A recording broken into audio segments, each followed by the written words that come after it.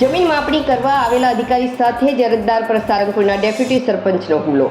ઇજાગ્રસ્ત યુવક દ્વારા તલાવડીની જમીન પર શોપિંગ સેન્ટર ઊભું થયું હોવાની અરજી કરી હતી. જે અરજી થતાં અરજદાર તરીકે માપણી અધિકારી બોલાવ્યા હતા. તે સમયે ડેપ્યુટી સરપંચ રતિલાલ પટેલ દ્વારા કરાયો હુમલો. વારંવાર મારા શોપિંગની માપણી કરવા અરજી કરતા હતા. 10 થી વધુ વાર માપણી થઈ ચૂકી છે. અભદ્ર ગાળો મને અને મારા પત્નીને જે સરપંચમાં છે તેમને બોલતા સ્વ બચાવમાં હુમલો કર્યો.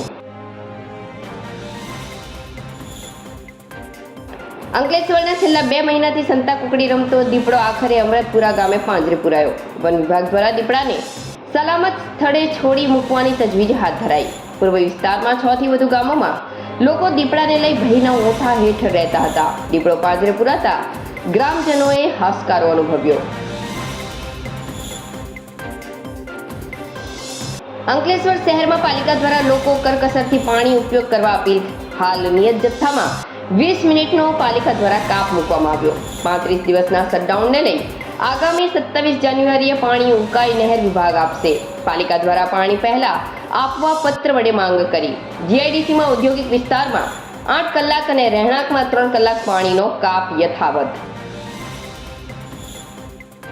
અંકલેશ્વરની ઈએસઆઈ હોસ્પિટલ ખાતે રજીસ્ટ્રેશન વિન્ડો પર કતાર લાગી.